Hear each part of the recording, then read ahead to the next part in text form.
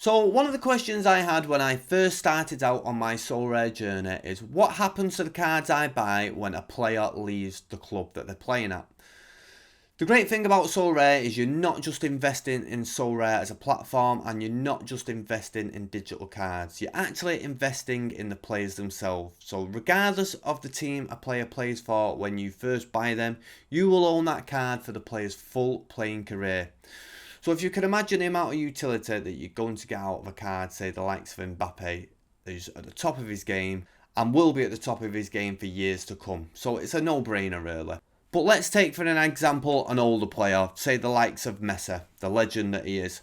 So you can buy his card now, he's playing for PSG, and of course you're going to score fantasy points when he plays for PSG. Now, let's say the rumours are true and Messi moves to the MLS next season.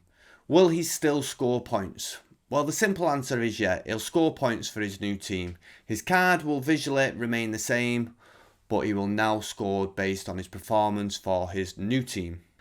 But that's not the end of the story. There is one slight caveat here. If your player moves to a league that is not covered by Sorare, then that card becomes unplayable until such time that that player moves back to a league that is covered. I'll leave a link in the description below that tells you all the leagues that are covered by Sorare. So the other question I had was, what happens when a card retires?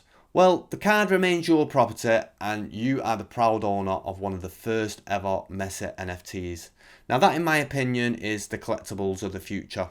I'm talking along the lines here of the first edition Babe Ruth baseball cards. You have the option to keep it for bragging rights, or you could sell it on for a profit to another collector. So I hope that's answered the question of what happens to these cards when they move on. Keep an eye out for some more videos coming very soon. Have a good game week and I'll see you on the next one.